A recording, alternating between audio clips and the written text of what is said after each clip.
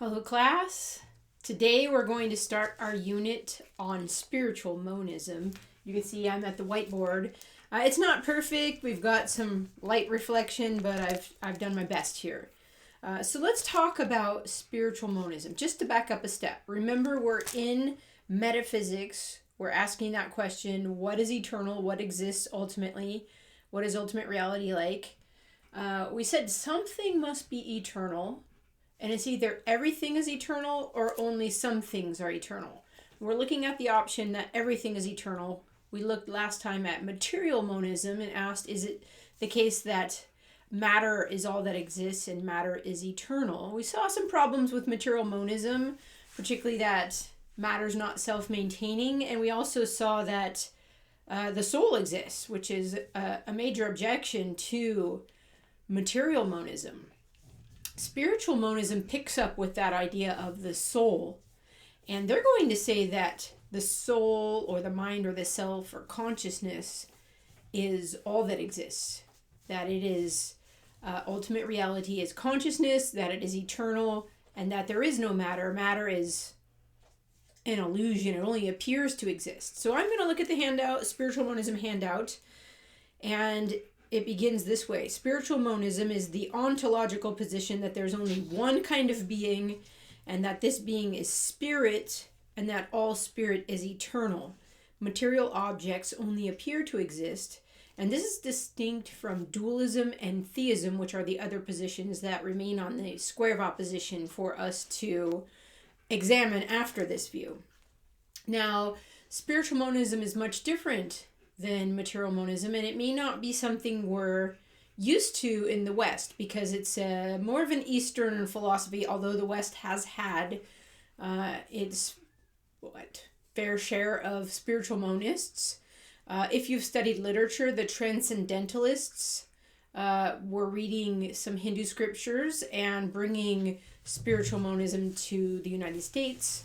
Also, if you've studied idealism, or I mentioned idealism in class, that's also a spiritual monist position, that all that exists are minds and ideas. So Bishop Berkeley in the West held this. He thought that God is ultimate reality and everything else is in the mind of God, including us. So, ways we may have had points of contact with spiritual monism, maybe on a popular level. This is in the second point on the handout. Points of contact with spiritual monism are in reincarnation. Have you heard of reincarnation? Reincarnation is in the body again. So we existed previously, now we're back again, and there's this cycle of birth, death, rebirth. Birth, death, rebirth. Reincarnation.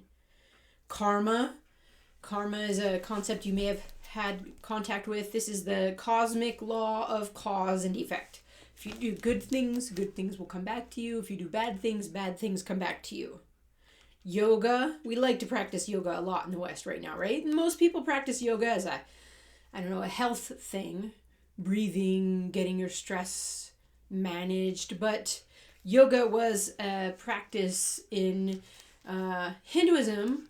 And the practice is to be able to sit and control your breathing, your muscles, your bodily functions for long periods of time, so you could meditate, and in that meditation come to realize your true self.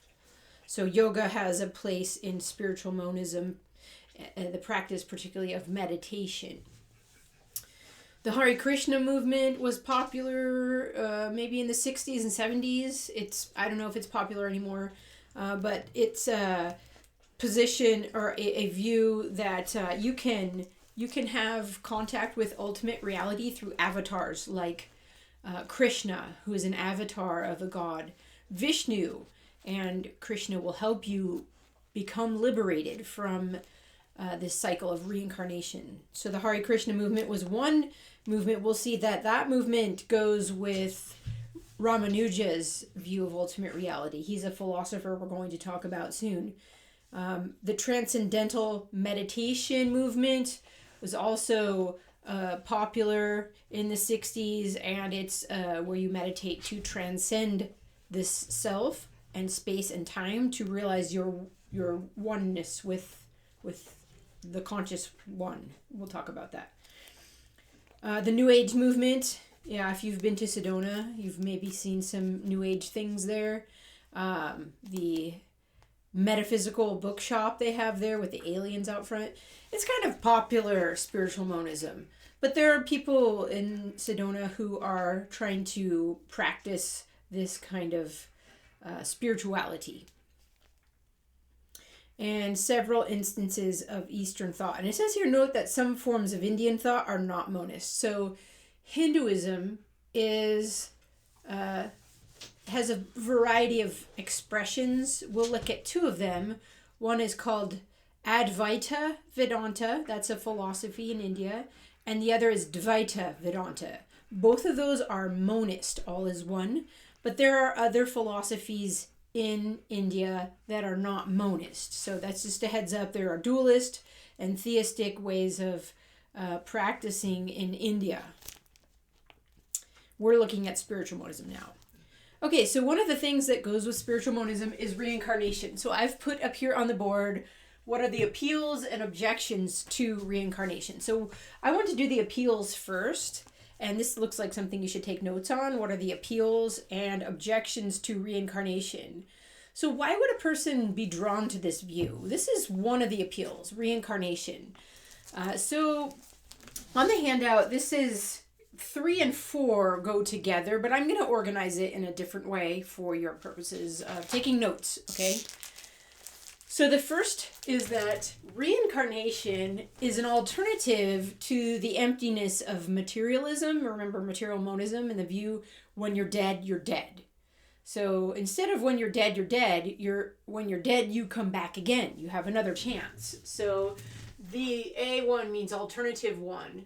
Alternative one is, it is an appeal one. Alternative to the emptiness of materialism,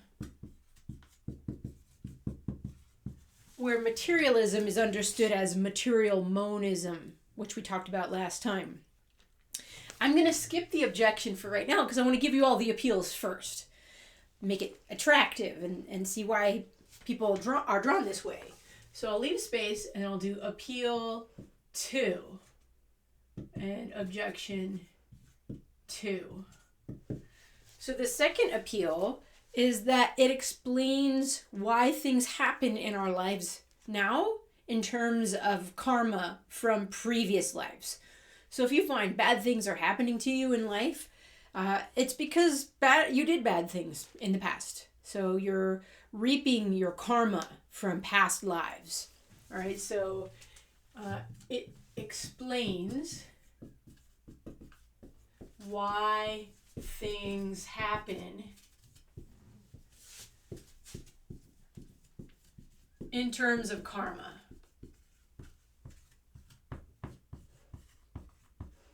All right, so it's an alternative. It explains. So far, so good, right? Yeah, so if bad things are happening to you in this life, consider the possibility that you're working off your karma. All right, the third appeal is that it is fair. It's a fair view. It is a fair view. It's fair because you suffer until you get it right. And then when you get it right, you don't have to suffer anymore and you get release from the cycle of reincarnation. That sounds good, right? So if you're suffering in this life, it's because of something that you've done in previous lives. Once you figure that out and you work it out, then you don't suffer anymore. And you end that cycle of reincarnation. All right, what is the fourth one? And this is the last one. Appeal 4. And objection 4. It is a hopeful view. It is a hopeful view.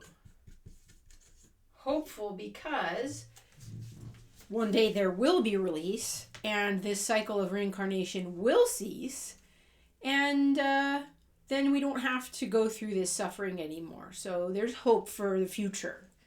All right, that looks appealing. There are other reasons people are drawn to reincarnation.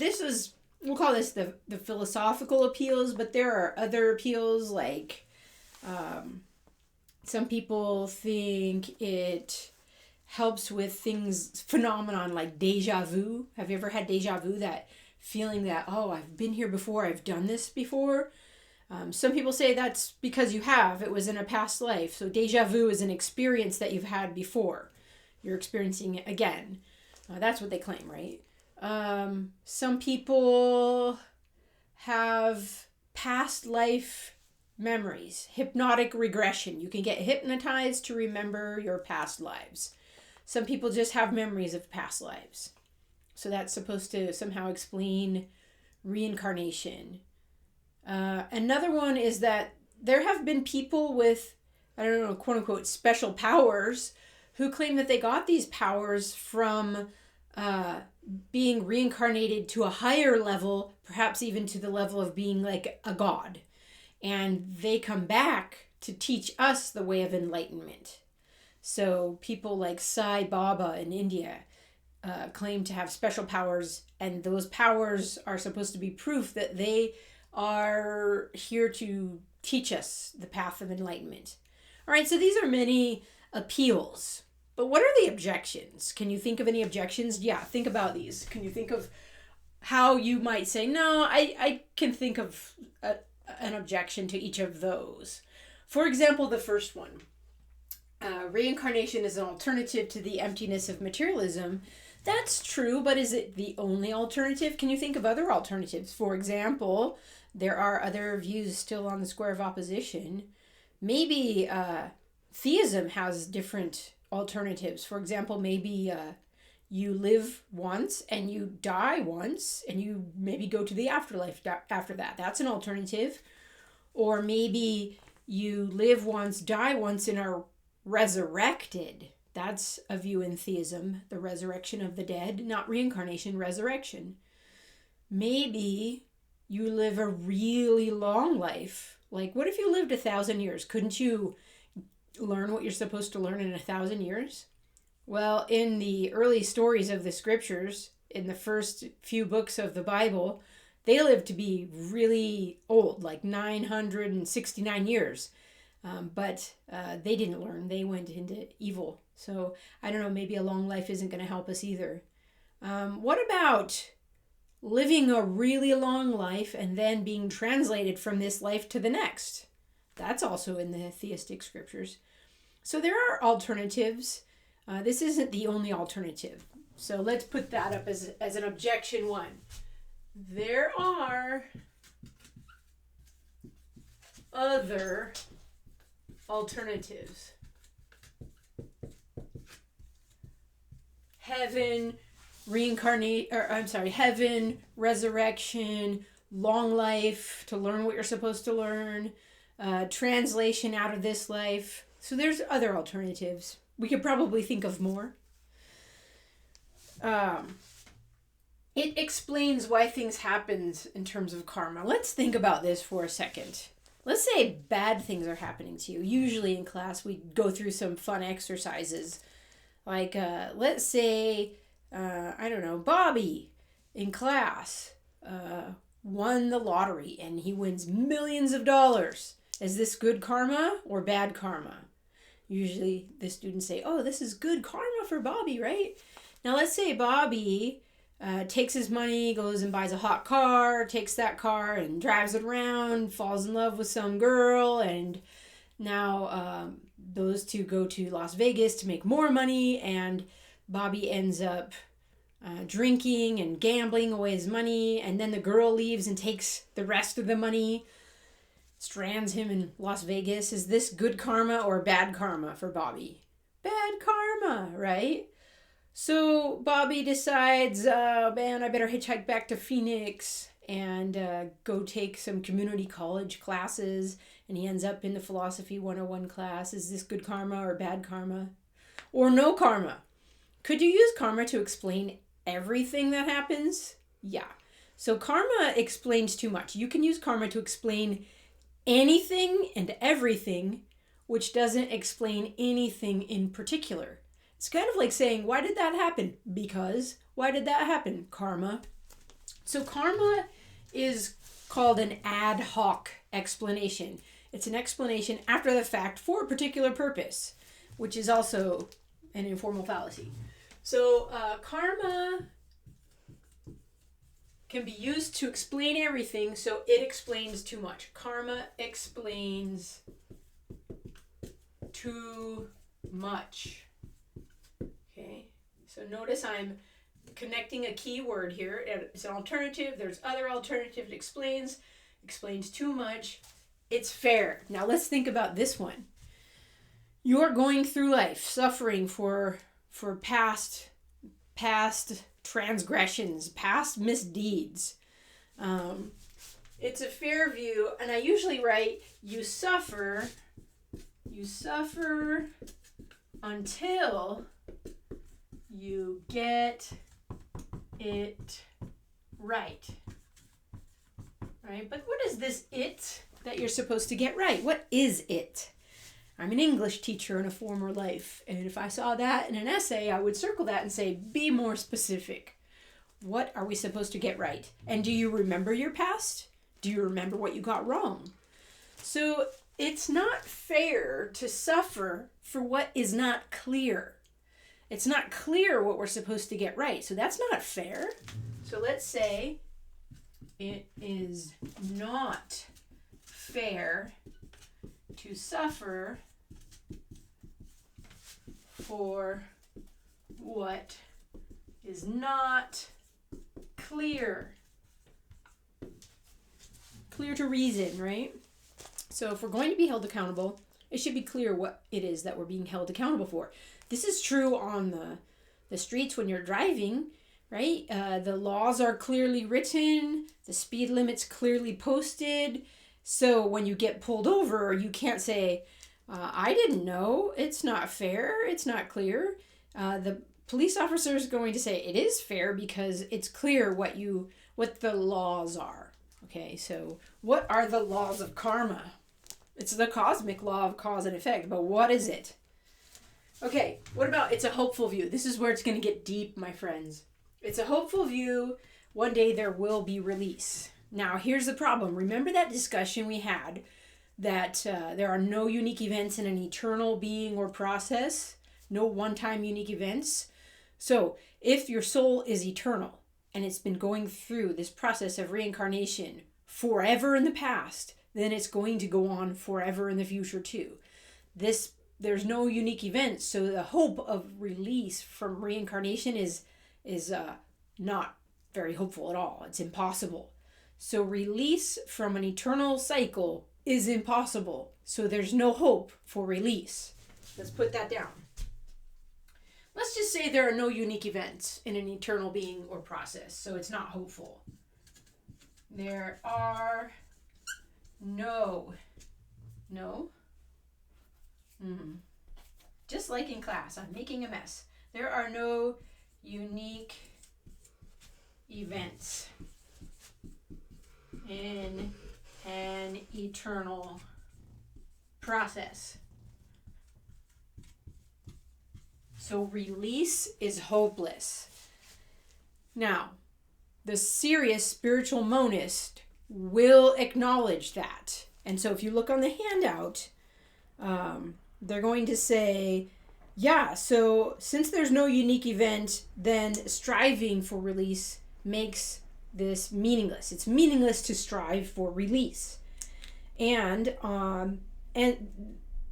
that the second point is that the cycle itself of reincarnation is an illusion. It's unreal, ultimately. And then if the illusion is not explicable, the problem is with reason, not with the view that spiritual monism is true. So we'll have to look at that. But they're going to say there's no difference between ordinary existence, like what we're living now, and enlightened existence. And I'll have to show you why. It's because both ordinary existence and enlightened existence are part of the illusion. So we have to go deeper. Next time I want to talk about the two forms of spiritual monism and show you why this is not going to hinder them really, ultimately, on a philosophical level. All right, so next time, all right, let me just review. Today we started talking about spiritual monism. We looked at the appeals and objections to reincarnation, and now we're going to look at the two forms of spiritual monism. I'm just going to clean this board off really quick and be right back.